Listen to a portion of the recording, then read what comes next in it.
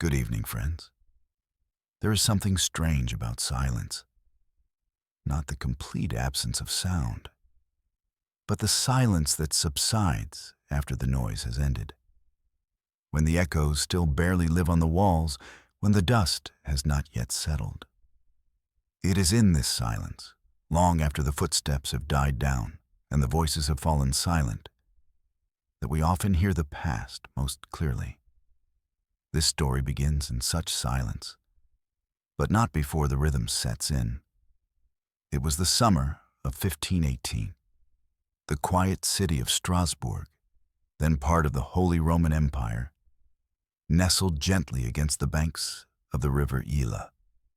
It was a warm time of year, the kind of warmth that makes shutters creak in the sun and pull beads of sweat from under linen collars. The markets were quietly bustling. Bread was sold by the dozen. Children played in the alleys. Chickens scurried between doorways. The world moved forward, as it always did, moment by moment, small and unremarkable. And then, the woman began to dance. So tonight, I invite you to rest. Let your breathing slow and your shoulders drop. The lights of Strasbourg have already dimmed. The sun has set behind the cathedral spire. You can hear footsteps on the street below, but they are not in a hurry. A light breeze rustles the ivy on the wall. You are warm. You are safe. The night is long and the story is gentle. Let us begin not with an explosion, but with a step. Rhythm, the rustle of fabric, the click of heels on stone, one person dancing, and then another, and another, until the whole city held its breath and watched. If you enjoy stories told in gentle tones, about forgotten corners of history, about strange events told gently, please consider subscribing to the channel. Like this video if it helped you quietly immerse yourself in another time, and share your thoughts in the comments. Tell me where you're listening from. Tell me how the story touched you. I'm reading every one of them. And now, let the story unfold, slowly, quietly, as always, until sleep finds you.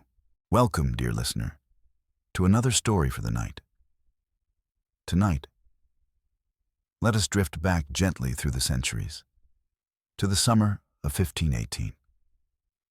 We arrive not with haste, but slowly, like the first light curling through a window pane.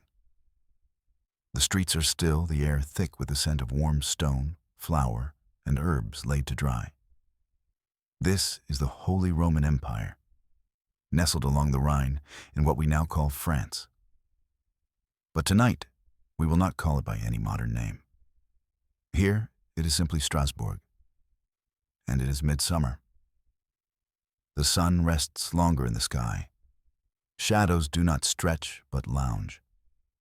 The people of the town move with measured ease, accustomed to the cycles of the cathedral bells and the rhythm of market day. We see bakers rising early, pulling dark loaves from brick ovens, the smell of rye and sourdough spilling out into narrow alleys. From upper windows, linen hangs lazily, lifting slightly with the breeze. Carts creak on wooden wheels. Chickens murmur underfoot. The city is, in all ways, ordinary. And it is here, within the ordinary, that something strange is about to begin. But we will not rush. Instead, let us pause and look a little more closely. Strasbourg, in the early 16th century, is a town suspended between worlds. It is both medieval and reaching toward modernity. Stone walls surround it. Yet, within those walls, ideas are shifting. The printing press has made its way here. Martin Luther's Reformation stirs whispers in the market. Physicians and apothecaries argue over humors, astrology, and divine punishment. People still believe in miracles and saints, but they also argue about the power of magnets and metals. There is tension, of course. There is hunger. The harvests have not been kind. The Rhine has flooded, and now it recedes. leaving behind muddy banks and the smell of wet earth. Bread is expensive, coins are light, bodies are tired. But these things are not spoken of loudly. And so, when a woman steps out into the street one morning and begins to dance, no one quite knows what to make of it. Her name is Frau Trophäa. She is not wealthy, not notable. She is one of many who live in the cramped houses near the Tanner's Quarter, where the streets are narrow and the buildings lean close together as if whispering. It is said she walks out into the square, her face blank, her limbs moving in a slow, deliberate rhythm. She does not stop, not for hours, not when her husband begs her, not when the sun slips down. At first, people laugh. It seems harmless, eccentric, a reaction to stress, perhaps, an expression of grief. The priest watches from the doorway of the church. The baker frowns as he stacks his loaves. But she does not fall. Her feet are bare and bloody, but she dances still. And when she is finally carried away, exhausted and shivering, it is not the end. It is only the beginning. Within a few days, others begin to join her. One or two at first, then dozens. Men, women, old, young. Their clothes drip with sweat. Their eyes are distant. They dance until their legs tremble. They collapse. And when they are carried away, many rise again, as if compelled. The people of Strasbourg are quiet, but concerned. This is not joy. There is no music. There is no celebration. The dancing is not graceful or festive.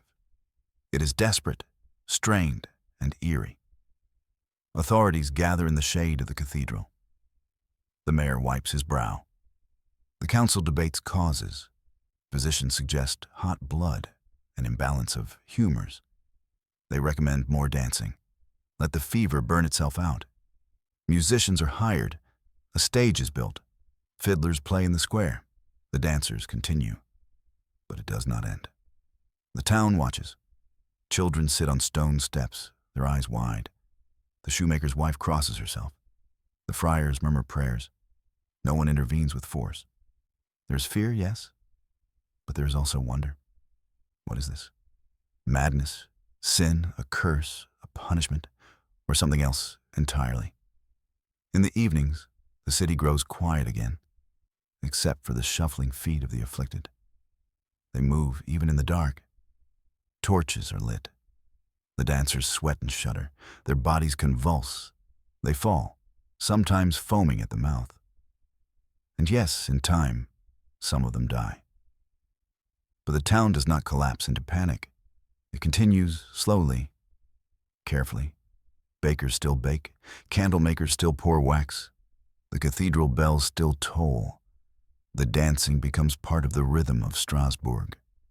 And we, dear listener, will sit here beside it all, quietly, watching, not to explain, but simply to observe. For tonight's story is not a mystery to be solved. It is not a tale of heroes or villains.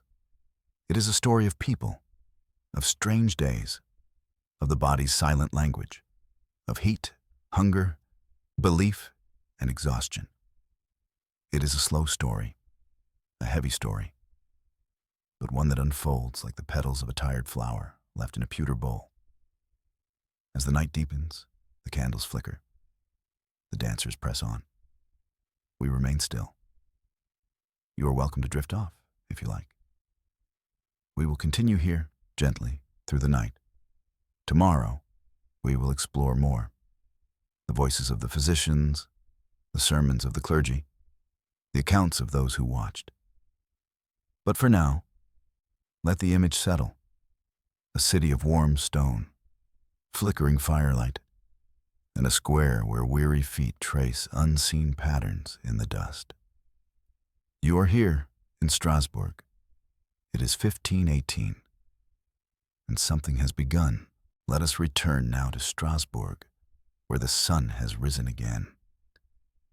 It is some days after Frau Trophäa's first dance. The town, though uncertain, continues to turn its wheels. But something about the rhythm of daily life has been disturbed. You can feel it in the slow glance of the baker toward the square, in the pause of the miller as he crosses himself, when he hears a footfall too rhythmic, too steady. There is a tension here, like a cello string wound too tightly. The number of dancers has grown, from one to several, from several to dozens. They dance on the cobbles, on the bridges, even on the steps of the cathedral. No longer a spectacle, now an affliction. We do not need to hurry. Instead, let us notice the small things. A woman who sells eels at the market takes a step back from her stall. Her eyes narrow. She sees a boy, no older than 10, swaying where the road curves. No music plays. The boy's face is pale. His arms jerk, then settle, then jerk again. She does not move to stop him. She only whispers a short prayer. In the tannery district, the stench of hides mixes now with the scent of sweat and damp linen. 2 men, tanners by trade, stand with their hands on their hips. They watch a neighbor's wife dance near the troughs. One man mutters something about cursed blood.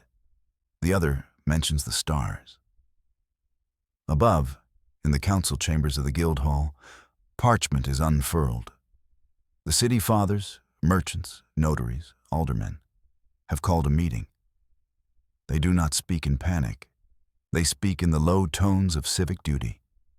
Their robes are dark, their fingers ink-stained.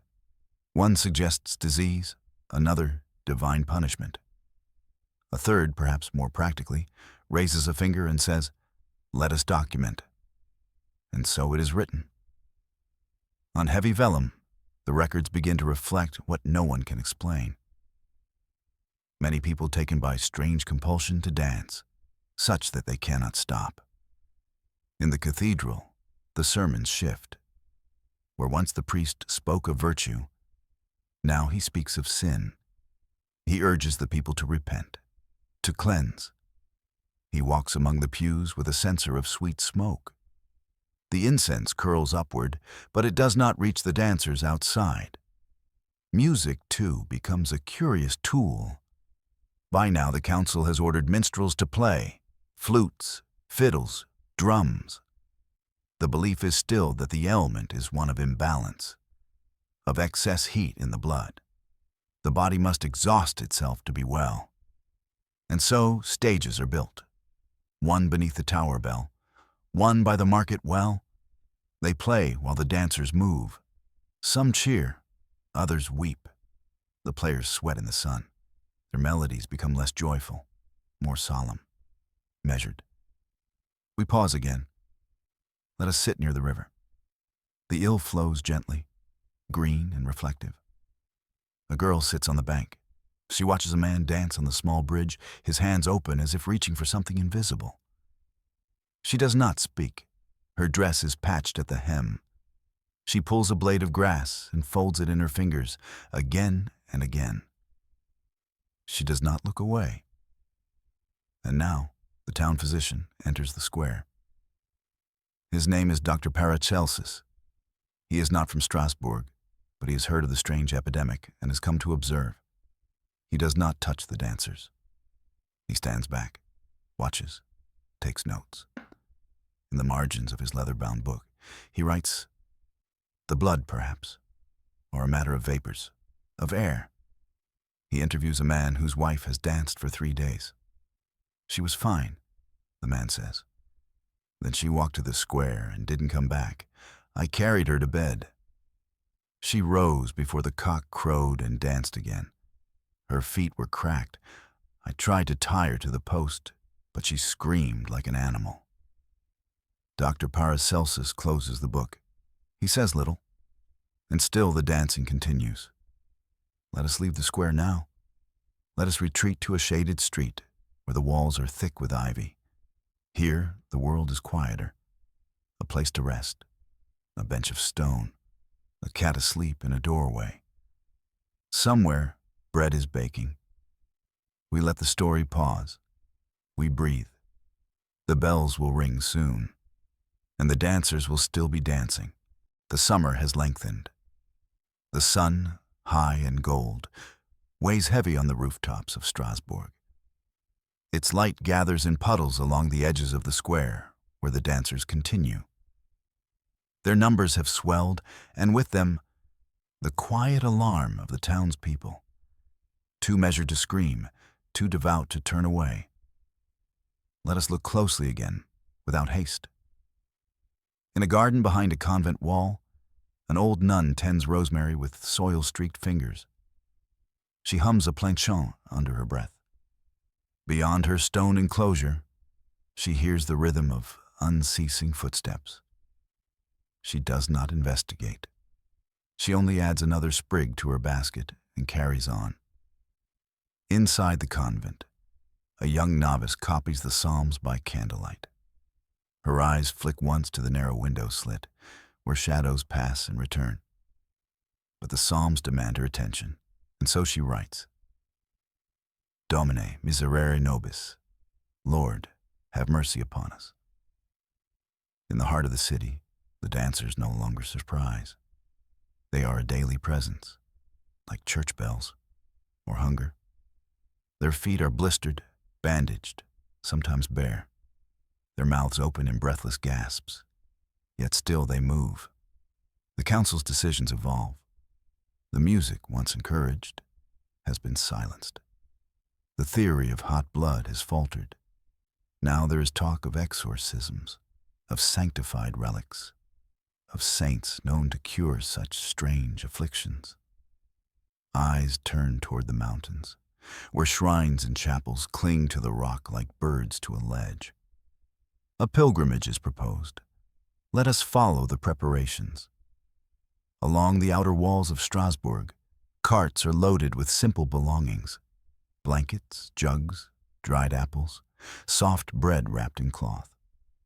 The dancers, frail and fevered, are guided into them like sleepwalkers. Those who can still stand are led on foot, a line of wavering limbs and bowed heads. The people of the town do not cheer. They do not weep. They simply watch. The journey to the shrine of St. Vitus begins in silence. Along forested paths and winding valleys, the dancers shuffle forward. Birds call overhead. The air is cooler beneath the canopy. Moss softens the edges of stone. The sun filters gently through the leaves. Some of the afflicted dance, even as they walk, their arms twitching, their feet dragging in strange cadence. A priest walks beside them, rosary in hand, muttering prayers like lullabies. Let us rest with them. Beneath a chestnut tree they gather for the night. The dancers sleep in shifts, those who can. Others sway in place even as twilight falls. A woman murmurs the name of her dead son. A man mutters scripture between gritted teeth. Children watch without understanding. And somewhere among them, a fiddler begins to play, gently. Not ordered to, not for healing, only because the stars are out, and silence can be unbearable. Morning returns with dew and bird call. The shrine is not far now, built into the hillside, wrapped in ivy and mist. The stone steps leading up to it are worn smooth by centuries of feet, each carrying a prayer. They arrive quietly. There is no miracle. But they kneel. They are sprinkled with holy water. Their foreheads are anointed. A relic is lifted. A bone, a cloth, a chalice. It matters little which. They are told to believe. And perhaps some do. The dancing does not cease entirely. But some rest. Some weep. Some fall still, not from healing, but from exhaustion. We return now to Strasbourg, where the square is quieter. The city breathes again. Market stalls reopen. A boy chases a hoop past the church steps. The council meets and does not mention dancing. The priests preach of penance, but they do not speak of twitching limbs. And yet, something lingers. You can see it in the cobblestones, scraped and darkened, in the way the townspeople glance out their windows at dusk, in the new silence where fiddlers once stood. Strasbourg is still Strasbourg, but it has changed. And so we pause again. Let the candle burn low. Let your eyes close if they wish. There is more to tell, but not yet. Rest here with the memory of a strange procession, of heat, of breath, of saints and shadows. We will return soon. The town has grown cautious. Days have passed. Perhaps a week. It is hard to tell, for the rhythm of time has shifted. Where once the bells and markets marked the flow of hours, now it is the soft scuff of shoes, the distant murmur of breathless movement, and the murmur of uncertain prayers that pass through the air. Let us begin with a street cleaner. His broom, worn and frayed, sweeps rhythmically across the stone path outside the Church of St. Thomas. Each pass gathers leaves, straw, bits of bread, and on occasion, though he does not speak of it, dried flecks of blood or cloth. He watches the square from the corner of his eye. He has seen the dancers come and go. He has swept around them without speaking. A boy watches him work. The boy, no more than 8, holds a scrap of wood shaped like a horse. He kneels at the base of a fountain, carving shallow notches into the stone. His eyes, dark and wide, flick back and forth between the man and the square. He does not play, he waits. Elsewhere in the house of a local apothecary, dried flowers hang from the beams. Chamomile, valerian, wormwood. The air smells of vinegar and smoke. The apothecary, middle-aged, meticulous, writes in a narrow hand, recording tinctures, dosages, observations. She notes that dancing continues, that sleep does not help, that heat may worsen symptoms, that children are beginning to imitate the afflicted in their games. Not all who dance are cursed, she writes. Some are drawn by something else, curiosity perhaps, or fear disguised as imitation. She closes her ledger with care. Let us pause again and return to the church. A priest kneels in the chancel, his robes faded with use, his hands folded. He speaks quietly, not for others to hear. He prays for strength, not answers, for endurance, not miracles. Behind him, a wax figure of Christ gazes softly from the crucifix. The air is thick with incense, though the windows are open. Outside, in the nave, a woman sits alone. She's not praying. Her hands rest on her knees. She does not cry, but her eyes are hollow. She wears no shoes. Her feet are bandaged. The priest sees her, but does not move. She rises after some time and leaves. Her steps are steady, too steady. Let us follow her quietly. She does not go home, though she passes the street where her house once stood. The shutters there are closed. A neighbor watches her pass and draws the curtain with slow care. The woman continues on, past the bakery, past the square, past the empty stage where the fiddlers once played. Her pace quickens slightly, but her arms remain loose at her sides. She rounds the corner near the tannery, and then, slowly, begins to move. She dances, but it is not like before. There is no frenzy, no collapse. It is soft, subtle, a shuffle of the feet, a small lift of the hand, as if some memory plays itself out beneath her skin. No one stops her. She's not alone for long. A young man, no older than 20, approaches. He recognizes her. Perhaps he once delivered firewood to her door. He does not speak, but as she dances, he mirrors her movements, lightly, respectfully. He does not mock her. He does not question her. And so it begins again. 2 dancers, moving slowly in the evening light. Others gather not to dance, but to watch. A mother with her child, an old soldier with a cane, a boy with a carved horse. They do not interrupt. The silence is full, but not heavy. Back at the apothecary's house, the ledger remains open. Outside the window, she hears the soft beat of measured steps. She does not write. She only listens. Let us close this section with stillness. Imagine the rooftops bathed in twilight.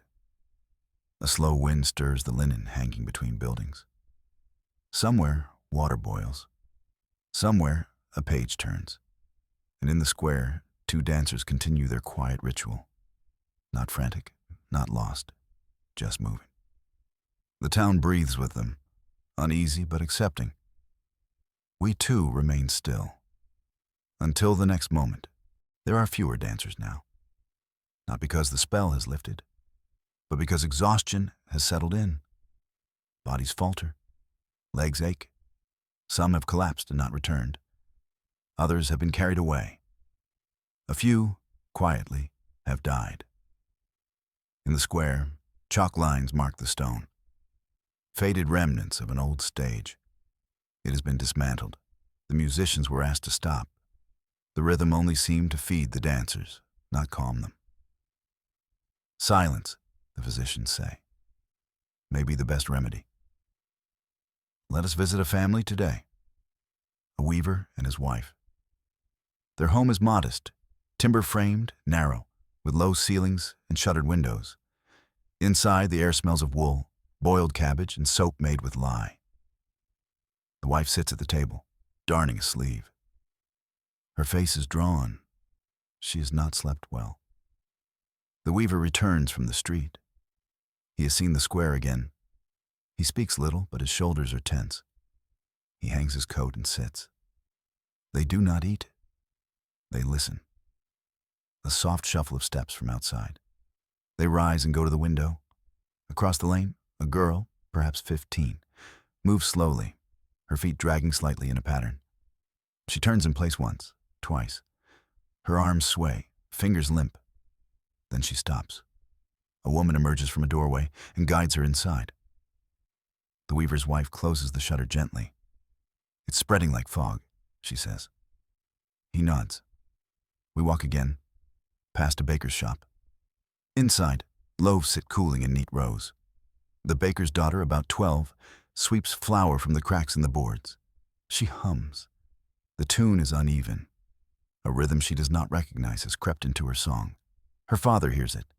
He pauses, dough still on his hands. "Don't," he says softly.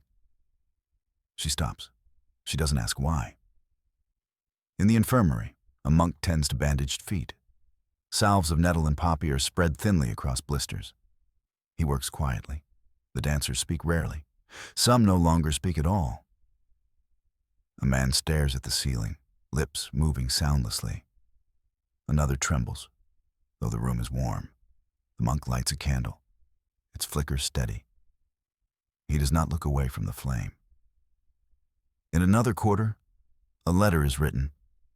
A scribe working for the bishop records the events in careful Latin. He avoids embellishment. He writes of numbers, of symptoms, of attempted cures. He notes that music worsens the effect, that isolation does little. The physicians are divided. He writes with the tip of his quill barely scratching the parchment. Outside his window, a slow procession passes by. 3 dancers, led gently by 2 others. They do not resist. He watches them go. Then he writes, "This is not frenzy. It is endurance," and sets his quill down. Let us end this section with the turning of the hour. Somewhere, a bell rings, slow, uncertain, not for a service, not for alarm, just a sound to mark the passage of time. It echoes through the streets. The dancers, those still moving, do not respond, but the rest of the city hears it and exhales. By the time the month of August rolled in with its sluggish heat, the city of Strasbourg had not returned to stillness. The pulse of the city continued to be disturbed by the rhythmic, foot-beaten cobblestones and the silent horror that gripped onlookers, as if the very air had begun to hum with a quiet madness. The dancers persisted. gaunt now, drenched in perspiration, eyes hollow, their feet blistered and torn. In the corners of taverns and homes, whispers passed like wind. Some said it was divine punishment, others murmured about possession, curses, celestial alignments, or tainted bread. The explanations varied wildly, but all agreed on one thing: something unnatural had seized hold of the city.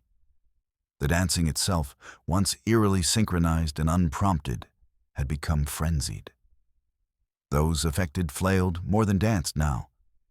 Many collapsed mid-motion, only to rise again, driven by some force unseen. The authorities grew increasingly troubled. They had exhausted medical remedies and spiritual prayers. Physicians had bled dancers until their skin paled. Priests had called on saints and led long processions, chanting through narrow lanes, swinging censers whose fragrant smoke did little to calm either spirits or limbs. And still, the dancers danced. In quiet corners, older citizens recalled past incidents, strange bouts of communal hysteria in distant places, tales of mass laughter in Saxony or compulsive weeping in the Rhineland.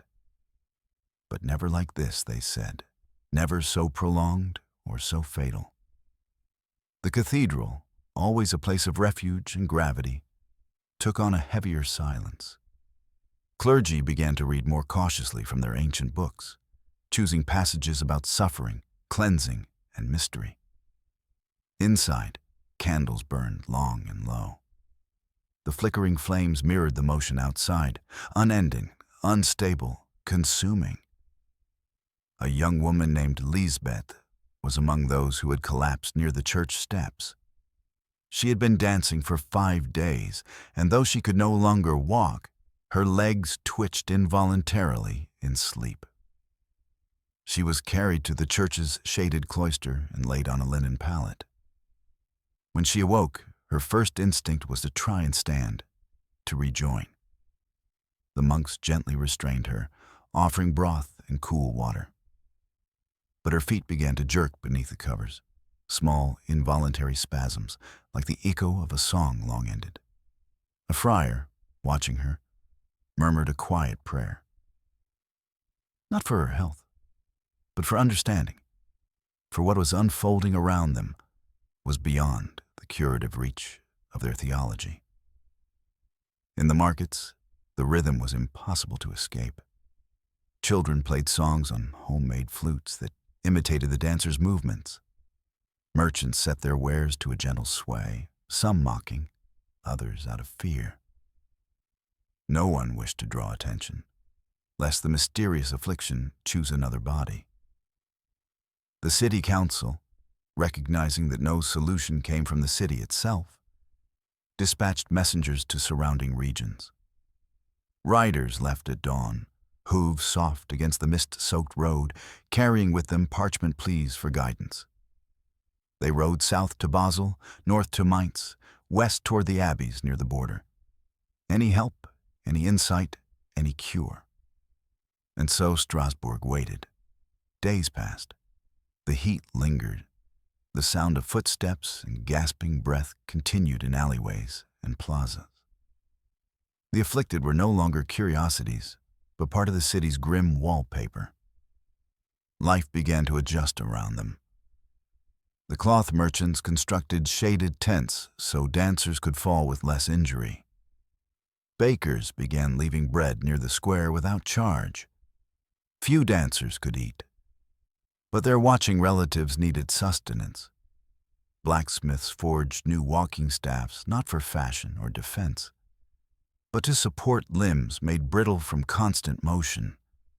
One elderly woman, Agneta, who lived near the canal, began to keep count of those who collapsed in her quarter. With chalk and spare bits of board, she kept a tally. By her rough count, over 24 had died. And still, no end.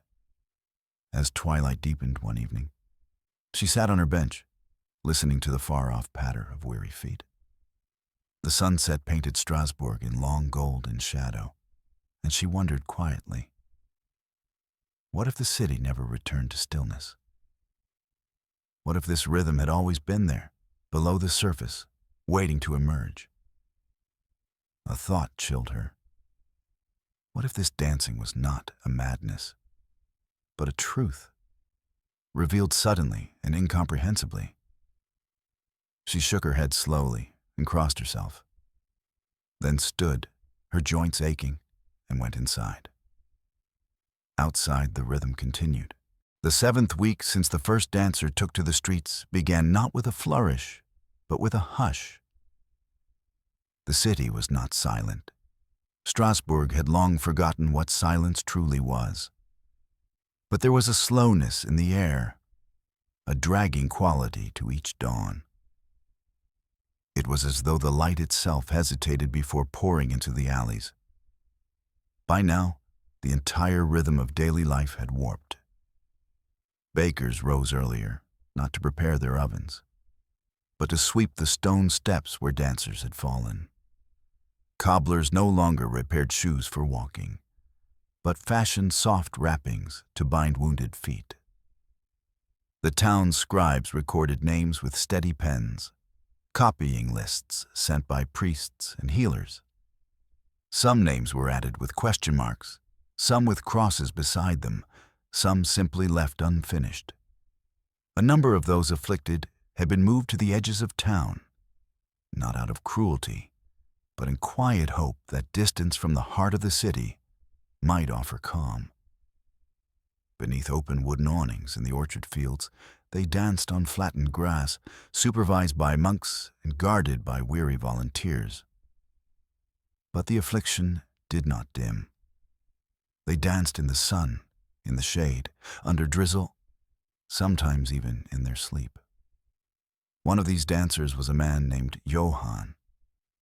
Once a mason, his hands were still thick and calloused. Though his shoulders had thinned, he had not spoken in over 10 days.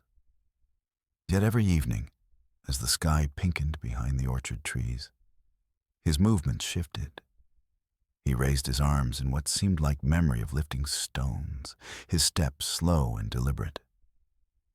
Those who watched him said it looked less like agony and more like ritual, as if his body recalled labor and performed it.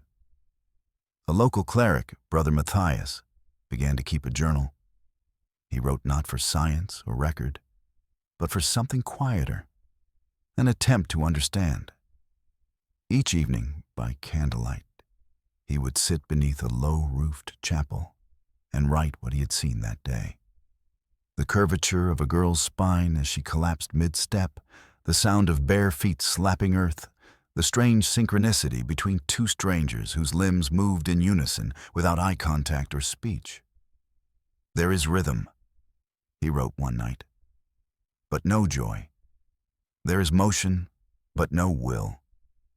It is as if the soul is absent, and the body mourns it by moving."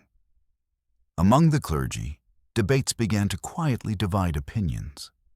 Some saw the plague as punishment still, while others dared wonder aloud, was this a sickness or a reflection, a mirror of something within society they could not name?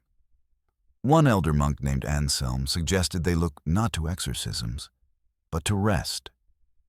"Let the body sleep," he whispered during evening prayer. "Let the body sleep, and perhaps the spirit will return."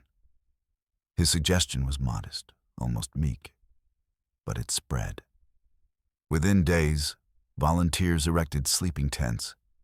These were not for the dancers, who could not rest, but for the watchers, for the families, for the healers, for the silent monks who bore witness and began to fray at the edges of their faith. A kind of shared exhaustion settled over Strasbourg, not just among the dancers, but among all, as if the entire city had taken up a weight it could not put down. Still, there was no violence, no mobs, no fires, just quiet accommodation. A painter, Thomas by name, sketched the dancers from afar, his strokes delicate and unfinished. He refused to sell the works, instead tacking them to trees and shutters. where passers-by might stop briefly and recognize a face. "It is important," he said once softly to no one in particular, "that they are not forgotten, that they are not only the affliction." And so Strasbourg passed into another week, the air heavy, the rhythm slower, the light fading earlier each day. The dancers still danced. The early morning light filters softly through the thin veil of clouds, casting a muted glow over Strasbourg's worn rooftops and narrow streets. The city breathes quietly, its usual hustle subdued beneath the weight of the ongoing affliction. The cobblestones, once polished by countless footsteps, now bear the marks of relentless movement, scuffed and worn, dust settling in grooves. The dancers have become shadows of their former selves. Faces pale, eyes hollow yet fixed, they move without purpose, as if carried by a current beyond their control. Limbs shake with exhaustion, but the rhythm pulls them onward. Some sway gently, others shuffle with slow, uneven steps. It is a dance of endurance, a slow unraveling. In a small courtyard behind the inn, a young woman named Margarete sits on a wooden bench. Her hands rest in her lap, trembling slightly. She watches a group of dancers pass below, their feet tracing patterns worn into the dirt. Her brother is among them, his gait uneven, but his eyes still glimmer with faint recognition when he glimpses her. She reaches out to touch his hand as he passes, but he does not stop. Instead, his fingers brush hers, cold and fleeting. Nearby, an elderly man named Herr Conrad leans on his cane, gazing silently at the scene. He has lived through many hardships, but this unceasing motion unsettles him deeply. He recalls stories told in his youth, tales of strange happenings in distant lands, of sudden laughter or uncontrollable tears. But nothing like this. The church bells toll gently in the distance, marking the passage of another hour. Inside the cathedral, the scent of incense lingers, blending with the cool stone and flickering candlelight. The clergy move softly through shadowed aisles, their prayers subdued and contemplative. Brother Matthias, still keeping his journal, pauses to reflect on the day's observations. He writes of the strange harmony between the dancers, their movements at once chaotic and oddly synchronized. He notes how the city itself seems to have adapted. Shopkeepers close earlier, neighbors offer quiet support, and the square remains a place both feared and strangely revered. In the apothecary's home, herbs hang drying from beams, their fragrance mingling with the earthy scent of unwashed linen. The apothecary, a quiet woman named Elise, experiments gently with mixtures meant to soothe the restless limbs and calm the fevered minds. She offers poultices of lavender and mint, warm baths with chamomile, but acknowledges quietly that relief is fleeting. Outside, a gentle breeze stirs the leaves of an ancient elm tree in the town square. Shadows stretch long as evening approaches, and the dancers gather once more beneath the fading light. Their steps grow slower, movements less urgent, as if the rhythm is ebbing, yet still calling them forward. A mother stands at her window, watching her son dance far below. Her hands are folded tightly, lips pressed into a thin line. She hums a lullaby softly, the melody barely audible over the quiet shuffle of feet. As night falls, a hush settles over Strasbourg. Lanterns are lit, their warm glow flickering against the darkening streets. The dancers retreat slowly, their bodies weary but unyielding. Some find rest where they can. Others simply sway in place, caught between wakefulness and the unending dance. In this stillness, the city listens. To the breath of its people, to the fading rhythm, to the mystery that has woven itself into the fabric of daily life. And so, the dance continues, quiet now, almost reverent, a gentle pulse beneath the surface. The morning arrives with a gentle gray light, the sun still hidden behind thick clouds that soften the edges of the city. Strasbourg stirs slowly, wrapped in a fragile quiet that feels both tentative and profound. The steady rhythm that once filled the streets now pulses faintly, a distant heartbeat beneath the whispers of the town. The dancers, though fewer in number, remain present. Their forms are lean, shadows tracing slow arcs across the worn stone. Some move with deliberate calm, others falter, leaning on one another for support. There's a sense of deep fatigue, but also an odd grace in their unbroken continuity. In a small garden near the city's edge, a young man named Stefan sits beneath a blossoming tree. His fingers brush over the petals, soft and cool, as if seeking solace in their quietness. His gaze drifts toward the square where a handful of dancers still circle endlessly.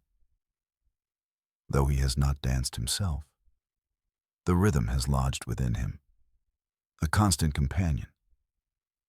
Nearby, an elderly woman named Marta tends a small fire. She warms a cup of herbal tea, its steam rising in slow spirals into the cool air. She watches the dancers with tired eyes, remembering days before the plague, when laughter and song filled these streets. Now the city's joy feels fragile, like a flickering candle in a draught. The cathedral bells toll once more, marking the hour with soft resonance. Inside, the monks gather quietly to pray, not for miracles, but for peace. Brother Matthias reads aloud from an ancient manuscript, his voice steady and calm. The words speak of patience, endurance, and the unseen threads that connect suffering and hope. In the marketplace, vendors open their stalls with muted motions. The usual bustle is replaced by gentle greetings and quiet exchanges. One merchant offers bread and water freely to those who pass, his eyes thoughtful beneath his weathered hood. Outside the town walls, messengers return bearing news from neighboring regions. Some bring advice, others share stories of similar afflictions, though none so prolonged or unyielding as Strasbourg's. The city listens, its breath held, searching for answers that seem just out of reach. As daylight wanes, the dancers draw together once again. Their steps are slower, movements softer, as if the dance is becoming a ritual, a quiet testament to endurance and shared experience. A young woman, her hair streaked with gray, leads a small group in a gentle circle. Their hands touch lightly, fingers interlacing in a silent bond. The rhythm is no longer frantic but steady, a pulse that echoes the heartbeat of the city itself. In these moments, the dance feels less like a curse and more like a language, one spoken in movement and breath, in connection and persistence. As night falls, Strasbourg settles beneath a canopy of stars. The streets grow quiet, the lanterns casting warm pools of light that ripple softly in the evening breeze. The dancers find rest where they may, on benches, in doorways, beneath trees. Their breaths slow, and for a moment, the city is still. And in that stillness, a fragile hope flickers. By midsummer, the air grew thicker, heavier with each passing day. Even the birds' song seemed languid, and the river Ill moved more slowly through Strasbourg, its surface dulled by heat and silence. The dancers were fewer now. Some had found stillness at last, not always in peace, but in cessation. Others wandered the quiet streets like fading shadows. Their bodies carried the memory of the rhythm, even as their limbs refused to obey it. Some swayed unconsciously in their sleep. Others murmured snatches of songs no one else remembered. It had become less of a frenzy and more of a murmuring presence. Always close, never gone. In a modest workshop behind the cathedral, a parchment maker named Elias leaned over his work table. His hands, once precise, now trembled slightly. He had begun to record the events, not as a scholar, but as a man who had seen too much to keep inside. Each page held neat, narrow lettering, chronicling the rise and slow unraveling of the dance. He wrote with no hope for recognition, only a wish that someone, in another place, another time, might read and wonder. Outside, the square had changed. The stones, worn by weeks of dancing, held a different sheen in the sun. A faded circle remained where the dancers had moved most often, and the grass at the edges had long since turned to dust. The square did not echo with feet anymore. Instead, the wind moved gently through it, curling around the corners and carrying the scent of lavender from the hills beyond the walls. Father Antoine, the same priest who had once pleaded for divine mercy at the cathedral steps, now sat with the people. He no longer preached. Instead, he listened to the exhausted, to the confused, to those who had danced and those who had merely watched. He offered no answers, but his presence was steady, and that seemed to be enough. One afternoon, under a wide sycamore tree, a mother named Lisette held her child's hand and watched the sky. She had danced once, for days, until her legs collapsed beneath her. Now her steps were careful, her eyes quiet. She no longer feared the dance returning. If it did, she would face it with the same silence she now carried like a shawl over her shoulders. The doctors, having exhausted leeches, herbs, prayers, and pilgrimages, had little left to offer. Some returned to their studies, others left Strasbourg entirely. Those who stayed spoke in quieter tones and prescribed rest and shade. Not because they knew it would help, but because they, too, were weary. One night, a group of townsfolk gathered in the old cloister courtyard. Without plan or direction, they lit candles and placed them along the worn stone path. The flames flickered gently, catching the soft breeze and illuminating faces drawn but calm. No words were spoken. There was only the sound of the wind in the cloister arches, the rustle of linen sleeves, and the slow exhale of a city learning to breathe again. And for the first time in many weeks, the air in Strasbourg carried no rhythm, no tapping feet, no unconscious swaying, only silence, not of fear, but of rest. It was not yet over. But it was changing, and in that change, something new and tender began to bloom. The waning days of summer arrived with a gentler sun, casting long, slanting rays across the timbered houses of Strasbourg. Mornings were cool again. The rooftops, once too hot to touch, now collected a fine sheen of dew, glistening softly in the early light. There was a slow return of ordinary things. Bread was being baked in the ovens once more, not just for the sick or fasting, but for families gathering together again around tables. The smell of yeast and rye drifted through the alleys in a quiet ritual of normalcy. Children, once hushed by fear, began to reappear in doorways, chasing one another with the hesitant joy of those who had been told to stay quiet for too long.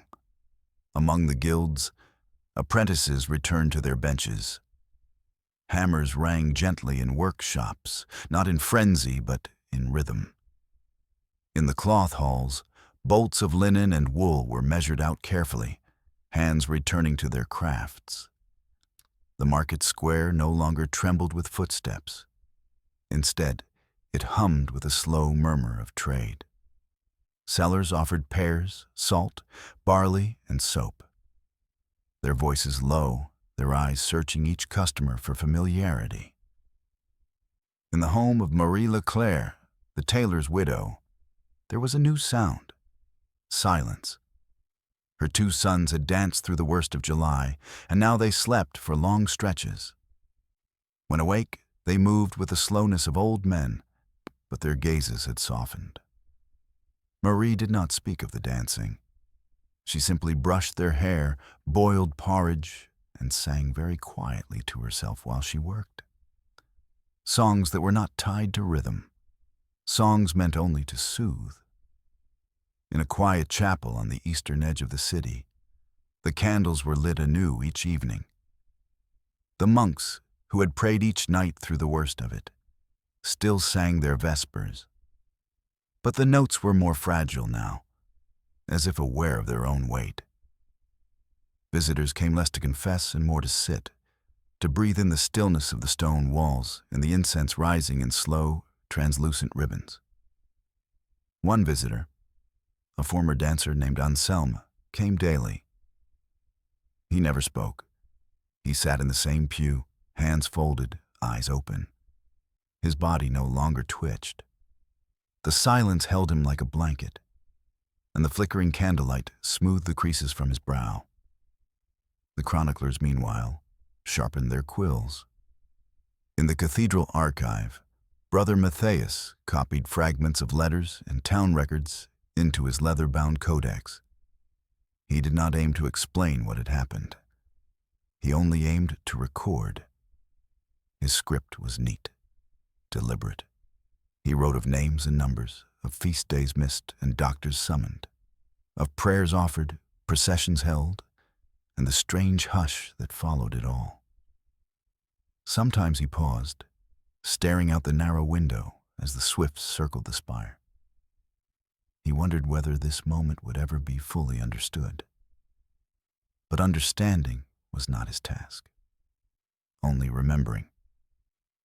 As August faded into September, the leaves along the riverbank began to yellow. Strasbourg settled into a kind of fragile calm. The dance, whatever it had been, had loosened its grip. It had not vanished like smoke. It had receded like a tide, and in its wake, the city remained, softened, wearied, but intact. Old habits began to reassert themselves. The church bells rang at regular intervals once more. The Weavers' Guild resumed their monthly meetings. A wedding was held quietly near the city gates. 2 young people who had survived the worst and had decided, without much fuss, to go on living. And still, at night, the wind passed gently through the narrow streets. It rustled the wooden shutters, lifted the corners of old banners, and whispered through the empty marketplace. It no longer carried the beat of feet or the breathless gasp of dancers. It carried only stillness. The year drifted onward, slipping into the cooler days of early autumn. The vineyards that lined the hills beyond Strasbourg began to turn, green giving way to gold, gold to copper, until the slopes blushed gently in the long evening light. The harvesters returned to the fields, their footsteps soft against the damp soil, their movements slow but steady, like the rhythm of breath returning to a once frantic city. Strasbourg itself was quieter now, not silent, but hushed, as if it were still listening for something. The last notes of that strange dance had long since faded, but the memory of it clung gently to the corners of things. Not in fear, exactly. More like a fog that hadn't quite lifted. In the baker's shop on Rue de la Vigne, there was a new girl, perhaps 16 years old, kneading dough with a patient touch. She had heard the stories. Everyone had. But she asked no questions. When an old woman came in, pausing to steady herself at the door, the girl offered her a roll without charge. Small gestures, unspoken. This, too, was part of the healing. At the edge of the river, where the Ill flowed slow and wide beneath the bridge, a group of washerwomen chatted as they worked. Their laughter was subdued, but real. Between rinsing linens, one of them glanced up and murmured a prayer, more out of habit than devotion. The others followed suit, not out of fear, but out of memory. In the workshop of the shoemaker, the walls still bore faint scuff marks from the endless repairs done during those weeks, soles worn paper-thin from the dance. But now, new pairs were being made. Solid, useful shoes.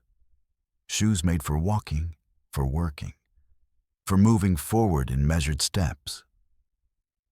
The bishop's courtyard remained open to the public, its gardens growing thick and wild after a season of neglect. Children ran through the tall grass now, kicking up dry leaves. Their games no longer mimicked the dancers. They had forgotten that part. Or rather, they had replaced it with other stories. Dragons, saints, harvest feasts. There were some who still limped. Those who had danced longest walked now with canes, or not at all. But they did not complain. When asked, they shrugged. It had passed. That was all they would say, as if that answer was enough. And perhaps it was. In the cathedral, Brother Matthäus had reached the end of his chronicle. He wrote the final lines slowly, carefully. And in the 31st day of August, there was peace again in the city. He closed the leather cover, pressed it gently with his palm, and set it on the shelf beside other volumes. Histories of floods, of kings, of distant wars. His candle sputtered softly.